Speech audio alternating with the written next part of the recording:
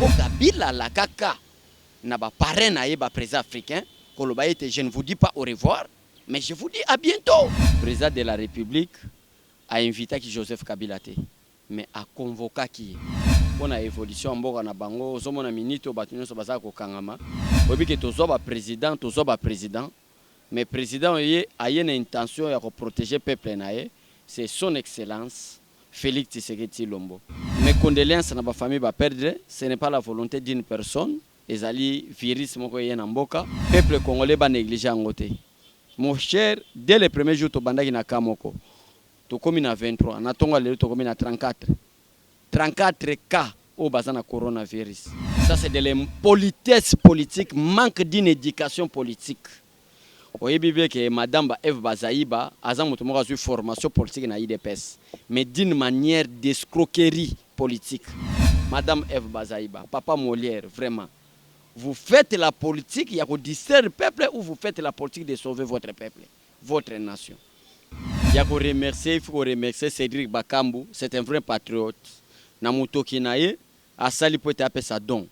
Mon nyonso Joseph Kayiba ko pesa 1 million. Ce qui mutu lokola Cédric Bakambu Namuto Kinaye a ko pesa ka 2 millions. Namuto Kiyama Kolonaye lokola footballeur a ko pesa 2 millions. Et bon mutu a escroqué peuple congolais pendant 18 ans. Le président de la République a invité Joseph Kabila, mais a convoqué qui. Il y a une grande différence entre une invitation et une convocation. Ozolanda a convoqué pour lui blâmer. C'était blâme. Oui, bien blâme wana nini le kaki. Bon, on a un problème à Caméré. Ngana boya na ngabaloba. Je parle au nom du Caméré, non pas au nom de l'IDPS en tant que citoyen congolais. On a kendaki na ir na voté numéro 20 na ba souffrance nyonso. Et bien que Caméré tozo boya ko attaquer parce que même le président de la République, même Bakada parti balbito tchanase to tchanase. Mais s'il y a des erreurs, pourquoi ko bombango? Parce que erreur eza muta ko condamner biso azate. Erreur Caméré sali na regretter babengaki mayele na ebite mayele ni babengaka. Et le président de la République n'avait pas rencontré deux personnalités de deux institutions différentes. Mais il a rencontré un sénateur à vie et un président de la République où la Constitution l'appelle le garant de la nation.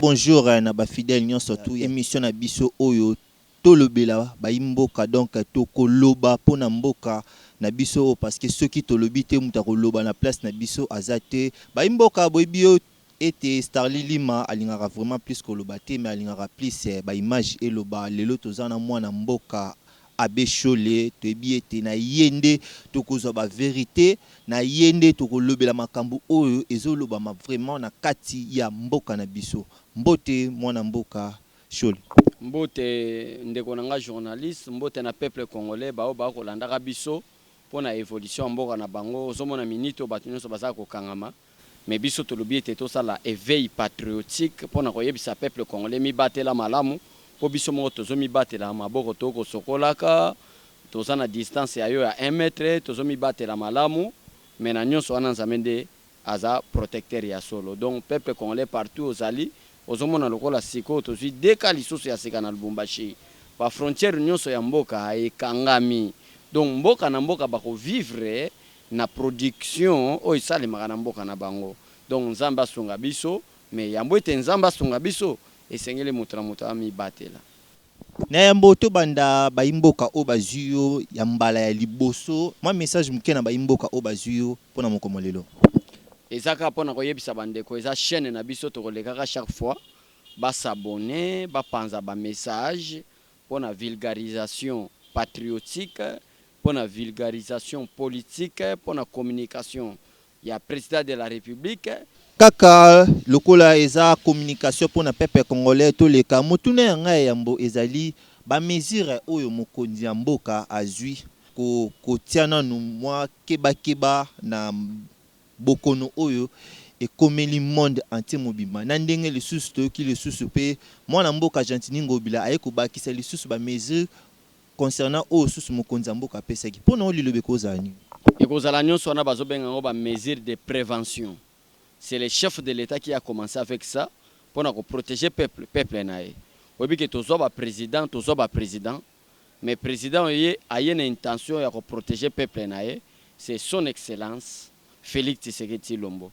oyo biso esengeli to protéger oyo esengeli biso to batela ti to ndimi ba risque ezali po kaka to protéger président na biso mais to mi batela même yo ndeko nanga journaliste to mi batela to yebi malamu ke dans la vie c'est lui qui protège c'est lui qui est le gardien ya ba vie ya bato c'est le Dieu tout puissant mais nzambe pe apesa intelligence na biso to mi batela donc malgré tout ba mesure oyo ba kondia mboka bazwi mais lelo lisusu moto moko susu auti kotika biso kaka na maladie wana pe deka lisusu oyo eza suna Lubumbashi message ne koza vraiment ni message ezali nanu mes condoléances na ba famille ba perdre ce n'est pas la volonté d'une personne ezali virus moko ye na mboka ndenge ka président de la République alobaki to mi batela malamu vraiment peuple congolais ba négliger ngote mon cher dès le premier jour to bandaki na kamoko to komi na 23 na tonga lelo to komi na 34 cas au bazana coronavirus donc sozo mona nga na ye pona pesa eloko oyo pona loba je m'excuse tozali vraiment en direct tozali en pleine émission de quoi azobenga biso vraiment ayeba ke toza en direct émission vraiment pona koyebisa na peuple congolais que non to mi batela malamu tozala bato moko o bazo mi batela ponza ba batela bango toyoki susu mwana mboka Eve bazai bana papa Molière bango baza ko véhiculer message oyo ezaki maladie eza AT malgré tout tokomi na ba 34 cas mais bango bazo continuer toujours kaka kotelemela ke maladie eza AT babi basali bongo juste pour bazwa mbongo oyo bazo pesa na ba mboka oyo baza na bakana mais okolo ba nini pona ba makambo wana ça c'est de l'indiscipline politique. Ça, c'est de l'impolitesse politique, manque d'une éducation politique. Vous voyez bien que Madame Eve Bazaïba a une formation politique dans l'IDPS, mais d'une manière d'escroquerie politique. Donc, akolobani na base na ye na bandeko ba uti kotika biso. Akolobani na Angola o yakangi frontière na République démocratique du Congo. Madame Eve Bazaïba, Papa Molière, vraiment. Vous faites la politique, il y a que distraire le peuple ou vous faites la politique de sauver votre peuple, votre nation. Et puis Madame la Karabala sorcière, ou sa secrétaire, c'est son nom, hein, quand quelqu'un virus monge comme une mboka ndekonanga, ningeka papa na biso ben mbuyamba, alors que tout ça les émissions mongo posé, yango zomo to kende d'une manière posée, mais toko kanga minorité quand on voit il y a des gens qui sont mal éduqués politiquement, quand il y a des gens qui sont très indisciplinés politiquement, tels que Madame Eve Bazaïba et Papa Molière. Wana eza message moko bakoy ko véhiculer na peuple congolais. Mais ali message moko il faut yebisa bato ko yeba ko sokola maboko, ko yeba ko se protéger. Donc Rolanda Batouana ce sont des escrocs politiques, bisoto landa message du président de la République à pesi na peuple congolais. Merci Bisoto Landa, message président de la République qui a pesi pour le peuple congolais, Toulali Tolamuki, Mwana Mboka, Joseph Kabila, a aussi copé ça $1 million. Tout moi joueur mon copé sous a aussi copé ça sous $2 millions. Donc bah donc ils ont par-ci par-là.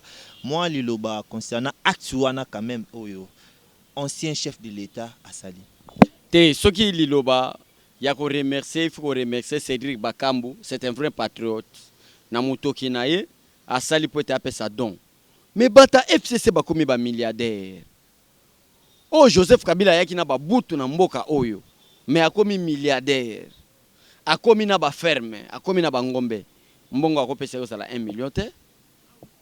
Mbongo akopesa yo sala 1 million te. Ba mboka mususu bato ba ko travailler baso pesa ba milliard. Pona ko protéger peuple na ye. Mbongo nyonso o esali ke lelo Joseph Kabila azala reconnu na monde. Ayibi yango na Congo 1 million eza muke. Pourquoi bango bazala kaka ba expert ya kosalisa bato tango bato bakufi. Mais tango oyo makambo komi dans le grave te ba ko pesa ba moyo lokola 1 million. Mbongo nyonso Joseph Kabila ko pesa 1 million. Soki mutu lokola Cédric Bakambu na mutoki naye ako pesaka 2 millions. Na mutoki ya makolo na lokola footballeur ako pesa 2 millions. Et bongo mutu a escroqué peuple congolais pendant 18 ans. Et en plus asa libre ako ko pesa 1 million te. Ça c'est blaguer, ingérer même les peuples congolais. Ça c'est blaguer avec les peuples congolais. Donc to ko accepter en côté. Et on a profité de l'occasion pesinga pour blâmer le premier ministre Ilunkamba. Ilunkamba est l'exécutif du gouvernement. Ilunkamba est le chef du gouvernement. na moment au ba frontière ko kangama na mboka na moment au président de la république a passé message pour na peuple nae il nkwamba mon cher journaliste azo kende ko bimisa degré loi pour na ko bimisa secrétariat général na intérêt ya ancien président de la république Joseph Kabila mais il nkwamba ko bosanaka que tozana malheur mondial au virus ko tina mokili ba profiter na faiblesse ya maladie pour basa la association de malfaiteurs ba kende bimisa secrétariat pour na Joseph Kabila biso to boyi yango to yebise bango keba bolika te to banda ko sensibiliser peuple na moment au président de la république a pesi message ke balingi ba mona soso bato 20 30 te basangani place mongo na ba lieu public mais lunka balinga profiter wana pour ete ba banda ko véhiculer message to yebise keba ko lukate système ba parlement de boezonga pour ete peuple ba ko lukoti na bureau na yo merci vraiment. Merci kaka ndenge tozo continuer toujours tozonga na mukie na makambo ezoleka vraiment na cité balobi mokonzi mboka apekisi mais ba maison esalate mais mokonzi mboka yemoka yebi ndenge za na congolais avivaka na taux du jour pardon avivaka na taux du jour mais ce concernant ba mesure oyazui ezana ba papa musu o ceux qui abimité ba ko vivre té ba ko liaté mais ce que lorsque tout est bloqué batika juste ba maman o bazoteka biloko kolia est-ce que ba papa o basaka na ba maison to ebité est-ce que ba ko futa bango to ba ko futa bango te. La protection est d'abord individuelle olingi obimo kende oluka kolia to de jour okufa to olingi oza confiné na ndako pendant quelques jours après obimo ke sana musala vous choisissez quoi on vous libère vous mourrez ou vous protégez na kacha bandako na bino pour à la prochaine bo vivre sommier. Le président de la République a pour sa vie à peuple congolais, n'a epsi bango za la confiné. Et boleya to se protéger. Et tambola na Kikwit, et tambola na Kinshasa, et tambola na Est pays, to se protéger, to yoka te mutakufa nanzara. Et Nzambe o azali miraculé à protéger peuple congolais. Ko bimate fanda na ndako, ko lobate te de jour. Nzambe azali miraculé. Na obimo kendo kufa, ozonga sonda kote. Obi kendenge za boyeso ko komika ba moni okosoli bakangiyo. Parce que moko ba sini nango eza ko kosola. Ezali gorge kokauka ezali basala ba forte fièvre et na ba maison ezali organiser batie ba pareil ya koyeba nani o azali protéger oki okosoli bakangiyo na ofanda na ndako bakanga yo te olingi nini c'est protéger confinez-vous protégez-vous ba entreprise même ba PDG ba koyate yo kokende ko sala ni PDG mo abatami nzambe aza miracle o batela biso. Tozonga nanu na masolo kaka toujours ya mboka Félix ayokelaka base Fachi Béton mais jusque là le même base wana bazo yebisa à dissoudre parlement mais jusque là alinka ko sela ngote akomi koyo que la base to akomi koyo que la Kabila Félix Tshisekedi ayokela base na loyengete ayokela base en respectant les principes ce que Félix Tshisekedi ayokela base na moment bakendaka Genève parce que na kati à Genève protection ezalaki boy conclusion ezalaki boy na règlement d'ordre intérieur moto akobima candidat comme opposition esengeli azala na ancrage national c'est-à-dire pratique politique na ye ezala représenter na niveau national donc eyebanaki bien que na ba parti politique nyonso eza na Congo seul parti politique eza représenté na niveau national eza IDPS mais base amonaki yango injuste ba violer même règlement d'ordre intérieur na bango ko kende ko bimisa moto au candidat comme opposition même na ndako na village na bango ba yebiete même place so solo bakiaza moto abandundu ba yebiete nde base balobaki oh bino mo bo violer nani règlement d'ordre intérieur na bino alors biso base to bimi nde to pesaki ordre base ba bimaki po ete makambo ne salemate mais Félix Tshisekedi ayoke la base te yo kansi so base balobiki no boma mutu Félix pe ko boma po base alobi no Félix ayoka base ce qui base à réclamer mokoza ya ba principe constitutionnel ndengo lobi ke base basolo ba kanga Kabila ce n'est pas Félix Tshisekedi qui protège Kabila mais Kabila azala qui protéger avant alongwa na pouvoir pour ça qui na statut moko ba votaka na assemblée nationale ba benga ki yango statut protégeant tous les anciens présidents de la République au un article 18 article 7 article 3 ya statut wana et lobaki comment protéger Joseph Kabila et les gars qui na parlement pote Kabila abanda ko kanga mesengeli même assemblée nationale les awa babanda kolongola ba loi mususu ko pesa justice musala sala musala nango base pe balobité base ba pesi confiance na président de la République koloba était article 148 de la constitution et le président de la République est capable de dissoudre l'Assemblée nationale au cas où il y a une crise nous attendons quand il y aura une crise persistante. En ce moment-là, la base peut sortir pour nous sa président de la République que crise persistante est allée dans sommet à l'État dissoudre, ça la calme. Et vous apaisement, Félix Tshisekedi a botami na politique, Félix Tshisekedi a mon politicien, et ça le roi Martin Fayulu te, et ça le roi Jean-Pierre Bemba te papa na commerçant mais alinga ça la politique, et ça le roi Martin Fayulu te mutateka carburant na Sénégal, alinga comme politicien na Congo, mais Félix Tshisekedi papa ne ayebani yo, et aux journalistes ya mael. Est-ce que yo yebi tata Martin Fayulu, oyebi maman na ye, so oyebi maman na ye, chaîne yango yo, télévision na yo yango yo, lobaki na yebi maman Fayulu. À ce moment-là, on yebi sa peuple que non, abecho la cause le matin Fayulu. Mais Félix Tshisekedi oyebi maman na ye, maman Marthe Kasalu, papa ne Etienne Tshisekedi wa Mulumba, afandi na limité résidentiel, na venu Pétinias, mais yo peut détailler maman na tata Fayulu na place à botami ya koleli. Donc to ko sa peuple congolais te, Félix Tshisekedi aza seul politicien pour le moment oyo o a sauver peuple congolais na nation congolaise.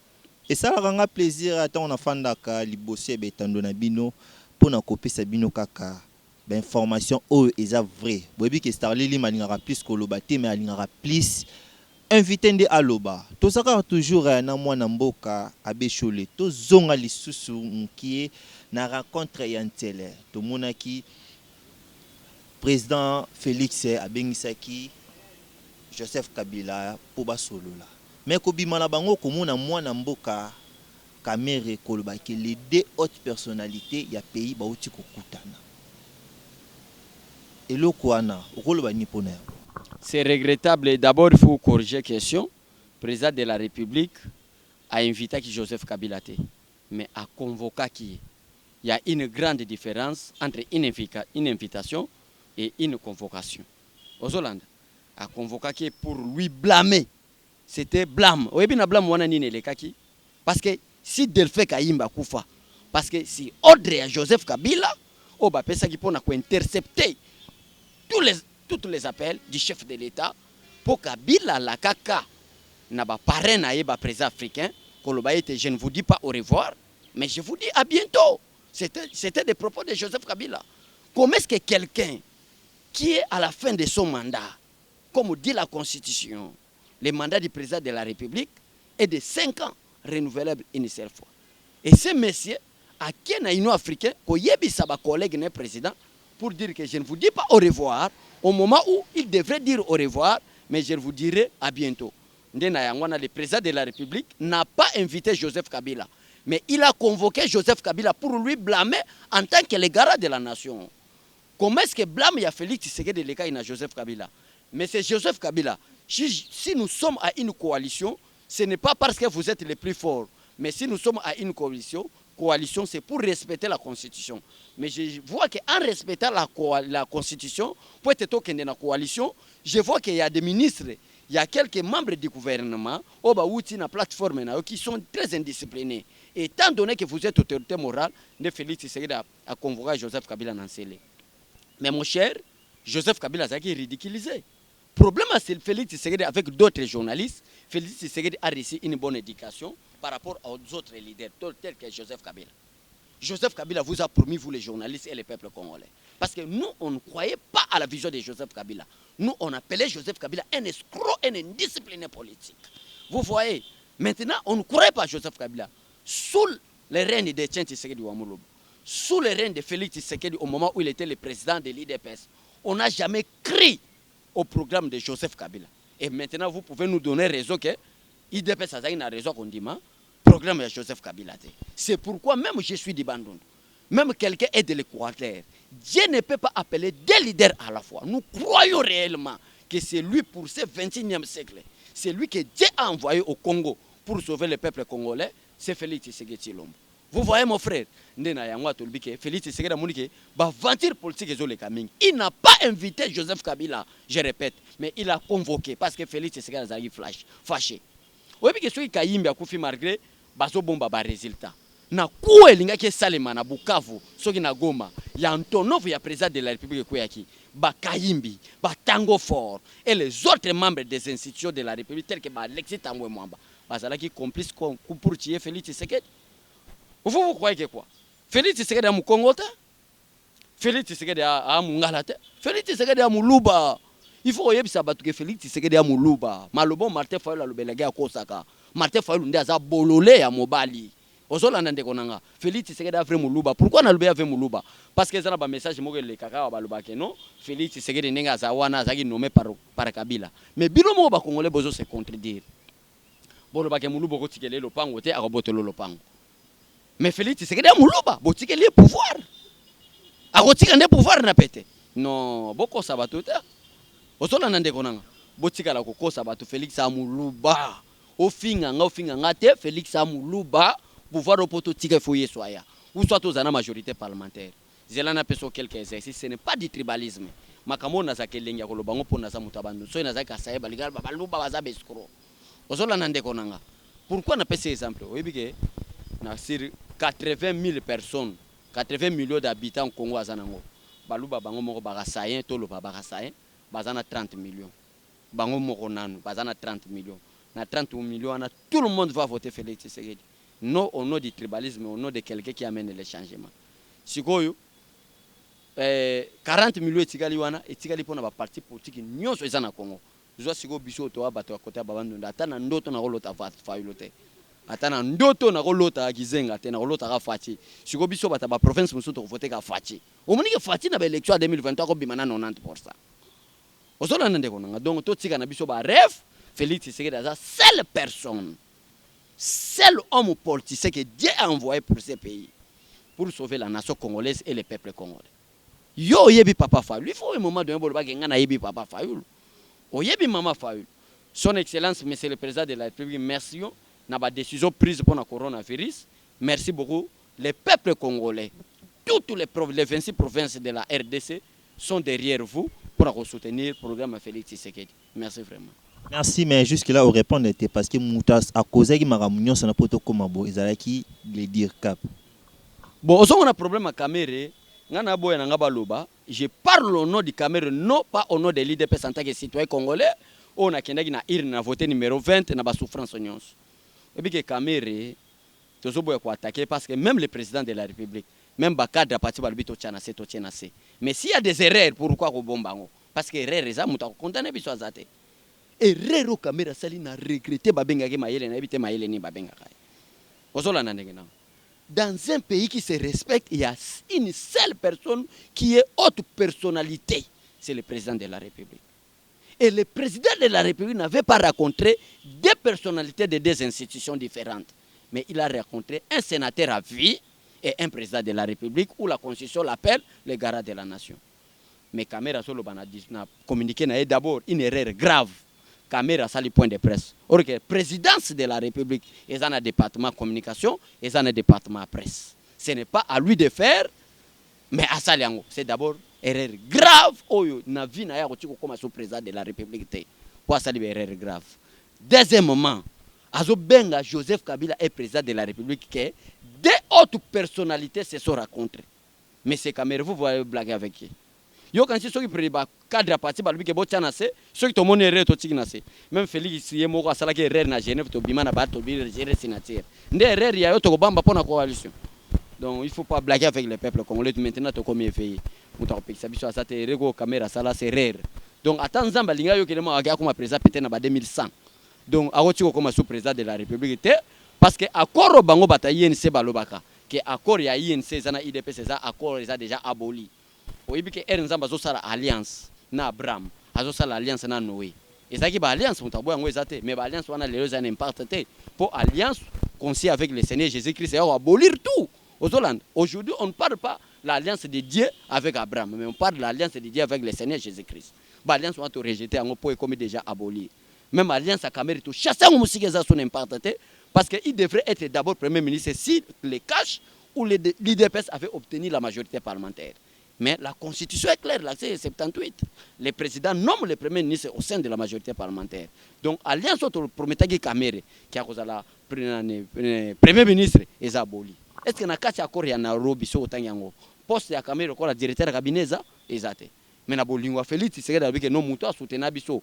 Atana ba province muso ba bengana yi Félix Tshisekedi pour baza traiter Kamere comme au Burundi, pour ba province muso na ba territoire muso ba voter Félix Tshisekedi. Malgré Félix a gagné kinaye. mais ba province ba voter ba Félix tolinga ko mingi mwana papa Etienne Tshisekedi mais na territoire na biso to boyiyo pour caméra za Burundi comment est-ce que ça alliance naï aux Hollande mais ton dimagi kake au nom de la réconciliation nationale au nom de la paix aux caméra donc au banga noté ko landa bato te ba 5 à 5 la constitution est claire.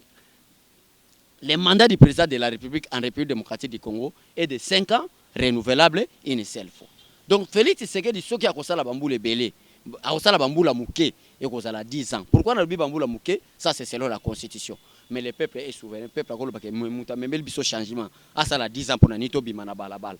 To bimi na balabala l'article 5 de la constitution. La souveraineté de l'État appartient au peuple congolais. To bimi na balabala to bi fati umela muta boya azate akolo bake peuple a lobi. Mais selon la constitution c'est 10 ans. Mais selon le peuple peut-être 50 ans ça je ne sais pas. Donc to zelana total ndenge nzamba osunga biso. Tozela total na ndenge nzamba kosunga biso mais Fachi Beton 2020 année sociale mais jusque là tozomona kaka dollar ezomata biloko ezomata donc souffrance ezomata du jour au jour. Tozoyeba te année sociale ngo tozela ngo tina fin de l'année tozela ngo quand. Ba question na linga répondre te na mona ngo ba question moko très bas. Pourquoi? Parce qu'il faut d'abord commencer boloko timboka wapi. Boloko timboka a un escroc qui n'a même pas passé l'école primaire. Aux Hollande. Oh, timboka na se. Bref, à la fois le bagi finit la récréation. Mais quelqu'un qui n'a même pas passé l'école primaire, comment est-ce qu'il y a une récréation? Oh, basalaka, oh, basalaka. Parce que récréation pour y avoir il faut que la qui siffler deux fois pour bokangi récréation. En un moment où tu as habitabe, en un moment où tu as ngouba pour tout ça la récréation. 15 minutes. Mais quand on parle pour finir la récréation, moment mbanga ko bouger sauter. Il faut les gars l'école primaire pour y avoir. Bref, la pour nena lobi kega kabila les gars l'école primaire. Abi fini la récréation. Mais ayebi signification à finir la récréation. Vous voyez mon frère, mais c'est différent. Maintenant, Moutou à l'équipe d'ailleurs, conformément à la parole de Dieu. Kabila a eu pouvoir dans Boulani, à 28 ans. Mais la parole de Dieu est contre un jeune homme de diriger son peuple à l'âge de 28 ans. Félix Tshisekedi a eu pouvoir dans Boulani. Au-delà de 50 ans, 52, 53 ans. C'est ça la maturité. Nous sommes le peuple congolais, la majorité du peuple congolais, immature pour comprendre le visuel chef de l'État. Pour comprendre le visuel chef de l'État, il faut y avoir un séance d'État manga na IDPS, qui est Félix Tshisekedi. La majorité du peuple congolais sont frappés par la malédiction. Ba Fayulu, ba Bemba, ba Zaïba. Aux Hollandais, ça frappé sous la malédiction. Pourquoi? Parce que nima qui message ya Mobutu akataki alliance na Israël. Mais Félix Tshisekedi ayi. Na moment Mobutu akati alliance na Israël. Seuls les combattants de l'IDPS baboya ki Mobutu. Mais batunyo so bandima ki yango. Donc pour na kolobanini, pour na koyebisa onde kona ngai journaliste, poser la tête sociale au mona likolo tout ani. Avant de poser une question sociale, il faut le baquer. Félix Tshisekedi a eu mboka wapi. A eu mboka à quelqu'un qui n'a même pas passé l'école primaire. Quel danger quelqu'un qui n'a même pas passé l'école primaire. Aux Hollande, a eu mboka à Kouchi. La deuxième question que vous devrez poser. Kabila tika qui budget à combien? Budget à 2 milliards. Félix Tshisekedi a remonté en gros na 11 milliards. D'après vous, quand on parle du social, c'est-à-dire dollar et kita. C'est ça le social. Gratuité et enseignement, c'est social pour vous. Aux Hollande, gratuité et enseignement. Pour ça qui nous, qui est dans la province de Nabisabandou, dans la Kachikouna, il y a un impact Félix Tshisekedi a commis pour la gratuité. D'après vous, les sociaux, c'est quoi? Gratuité et la socialité. Décrispation politique et la socialité. Félix, Abandako Kangaba. Tout Félix a qui le dictateur. Mais il va falloir aller en prison parce que selon la Constitution, on ne peut pas revendiquer la vérité des îles après la promulgation des résultats par la Cour constitutionnelle. Si vous réclamez encore la vérité des îles, après la résolution à la Cour constitutionnelle, ça devient une infraction. Mais au nom de la liberté d'expression, Félix Tshisekedi atiki. Wana bozo monate. Moïse Katumbi asali comédien na Zambie, na kota na frontière na kwa Sumbalesa. Akota kite pona. Nipoka bila sa olwa iso na monyo na kulia yo. So ezali pe comédien bango ba ambrier peuple so ezali ni tali bango. Mais Félix Tshisekedi aya kuzongi na mboka pete. Ndenge azo gérer mazembe wana eza mabe. Grâce à Félix Tshisekedi a commis ce qui deuxième personnalité à FIFA. Moya qui peut sous ma cambre politique exacte. Si au bon moment Félix Tshisekedi mabeni. Donc tous à la calme peuple congolais. Nzambe na mboka mo problème zo bon peuple congolais qui rivalisme. Finga soko finga je suis de bandu de mobunda deux fois je soutiens Fachi. Aucun jour je peux soutenir Moutou a mis soutenir le col à deux fois qui a pillé le pays. Vous savez ba musicien ba loba qui mo bangia qui mo bale ya na misu. Pour misu comme ko konda. Metala Adolphe Moussite, puisque ko yaka minene pour autant la place ni caisse à l'été za ayiba. Aux Hollande. Donc tous en abiso calme, tous à la poser. Nzambe o ya sala lola na mabele. Aloba chaque chose à son temps. Nzambe za capable ko loba dans 2 secondes. Asala mokili na lola na makamunyo soto monaka. Pe to monaka te. mais nzambe oyo aza nzambe le tout puissant abi lelo na sala mabele na sala mai lobi na sala boy na sala boy kaka Félix Tshisekedi aza muta botami na mwasi pe mobali bolingi nyonso sala mbala moko il faut zala ndoki polo ba makambo wana donc nzambe azana Félix Tshisekedi kutu toyo ke la bino mawa to lingi to tia démocratie mais so bo continuer makambo mabe to ko tia dictature to imposer fati beta santa ti jour ko ku foti pouvoir après mutayi de pesa sui mais au nom de la paix to lingi démocratie bo lingi te mais ceux qui bêtise continuer to ko pesa ordre to bimi na balabala Félix Tshisekedi beta ta santa to tala muta ko kosola encore la police ya biso tozo ba formation ba militaire na armée kaka ba combattant de beto ko tika armée o kosol na fati to beti o fumbi kendo funda place lingi mais no lingi to memela bino démocratie au nom de la paix bolingi bo ambrier bat pourquoi est-ce que mutuloko la fallu à cause de la fin président de la République d'après vos journalistes mutuloko la bemba aux président de la République quelqu'un a incapable de gérer même biloko tata na tikelier mutu asa donc tala na Félix Tshisekedi na bino lelo na Congo boyeba ke papa ya bemba na papa Tshisekedi mutazana mbonge bele papa bemba bino ba Congolais boyeba bongo mais ngana boyango Tshisekedi aleki bemba mbongo musika mais Tshisekedi asala ki muluba te so asala ki muluba mbele bolinga boyeba kana la bemba kei mais lelo Jean-Pierre Bemba ake ofunda bandeko na justice belge bo basamba na babia papa na bango atika mais Félix Tshisekedi yoki place nini ake ofunda bandeko na babia papa na atika mutu na mutu bi eza babia papa basundoli yango so sanga place kolala laka yaka fatia lukelo ndako po basundoli banda utata bango atika mutu na mutu azana ndako kolala Baimboka bo comprendre tant ça la plaisir kozala na Abbé Cholé to komi vraiment na suka ya émission na biso mot de la fin de kozani to pambo la président de la République a sobambule belé parce que celui Félix Tshisekedi azate to komi besclave ba Rwandais mawanzambe kita na président na biso mawanzambe kita na peuple congolais nzambe vraiment en dehors de Félix tozo pesa confiance à Félix Tshisekedi te confiance na biso eza na nzambe mais muto to moni azana volonté que gratuité enseignement salema peuple banda kolia 3 fois Isaac Félix kolanda ba vient na biso madidité obi que ministre affaires étrangères bi que Martin Fayulu ne porte même pas de profil d'être chef de l'état soko tel que longa Fayulu obi que oyo aoza na muto akosa na service assainissement ozolanda donc pour sa présidence c'était la même bilongi na charisme donc nzamba battre la biso Félix Tshisekedi nzamba battre la biso yé vraiment monsieur le président de la République vous avez le soutien de toutes les 26 provinces de la RDC. Moi, bateau bateau linga tribalisme, eza moi bateau moi mike ba na problème malaria peut-être nzali bumu, azo comprendre te. Na me tribalisme ponzala. Obi ke ba dictateur mi balé ki na mboko. Mobutu na Joseph Kabila. Ba bomi peuple congolais na éducation, ba bomi ko peuple congolais na nzala. Or que même ba français baté abiso balbi que le ventre enflammé n'a pas d'oreille. Yango peuple congolais nzala wana me mine tribalisme. Mais la majorité du peuple congolais basa derrière le président de la République. Donc, c'est le président, vous avez le soutien du peuple congolais. Merci vraiment, papa journaliste. Merci na bande konyo so balanda biso biso to finga kate. Mais biso to za derrière Félix Tshisekedi. Ce que kolinga ko attaquer président Félix Tshisekedi, attaquer en respectant les principes constitutionnels. Mais ce tout le monde qui a une discipline politique, biso to biso que Félix Tshisekedi azana tata na mama, azo éducation à malamu. Mais derrière Félix Tshisekedi les ana bato pe baza mal éduqué lokola yo motoyo oza mal éduqué donc toko tout na biso ba mal éduqué to sali makambo mal éduqué président aza seule personne qui est bien éduquée na Congo atika ne yo mona Félix Tshisekedi akota makambo ta tali comprendre ça quelqu'un qui est mal éduqué mais so yo kozwanga batali oh tala papa molé aloba bolo kwa biso ba mal éduqué to sali makambo ba mal éduqué oh bazai baloba ki boy lokwa biso ba mal éduqué to sali makambo ba mal éduqué jamais aucun jour Félix Tshisekedi peut répondre de quelqu'un qui n'a pas reçu une bonne éducation. Merci beaucoup mon frère. Merci Tozaki Bozalaki vraiment ebele ya kolanda émission na bino oyo tolobela mboka tokoloba tokolemba te kolobela mboka tant que makambo ezo continuer ko changer te. Bon, continuez qu'à toujours que s'abonner vraiment. En plus, que s'abonner que sous kanate, kende tina place cloche weza au simbiwana de façon que ceux qui te côté si ba vidéo aux ala mutu ya liboso ya kolanda yango to pesi bino bye to kutani na émission ya mbala ya sima. Merci.